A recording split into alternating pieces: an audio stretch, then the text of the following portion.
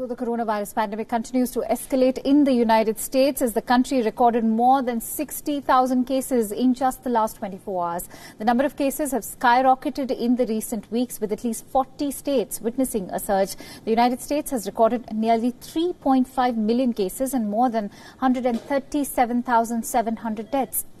The surge has now forced some state governors to retreat from their earlier efforts to reopen the economy, with some now even embracing the wearing of masks.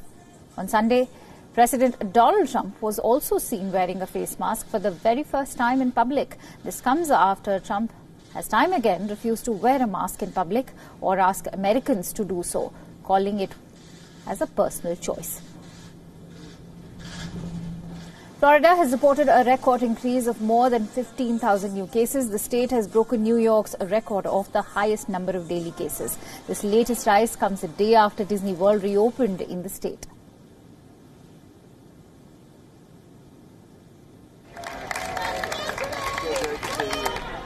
But even with the record spike in the country, anti-mask activists in Florida and Michigan organized protests against local mandates, arguing that the measures infringe upon individual freedom.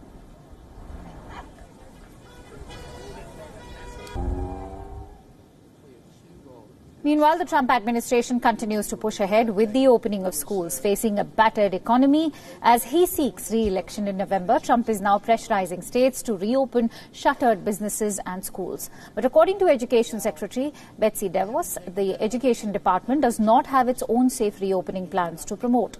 This means that each school district will have to devise their own plans based on their local virus infection rates. The Republican head of the nation's governors has also advocated for a thoughtful reopening of schools. This reopening move comes despite the grim CDC warning that full reopening of schools would be the highest risk for the spread of the virus. And earlier, for more details on this story, we were joined in by our correspondent Jagrati Dave, who joined us live from Washington to give us a ground report. Let's listen in. Yeah, so there is a real push from the Trump administration to get schools to reopen as part of this drive to show that America is getting back on its feet after the pandemic and is reopening. And the president tweeted last week threatening to cut the funding of schools that did not reopen in the autumn. Betsy DeVos, the education secretary, also suggested that federal funding could be withheld from schools that don't reopen. She said that earlier on in the month. So this is really a challenge that schools are facing. The pressure that they're under in order to reopen. They're presenting plans.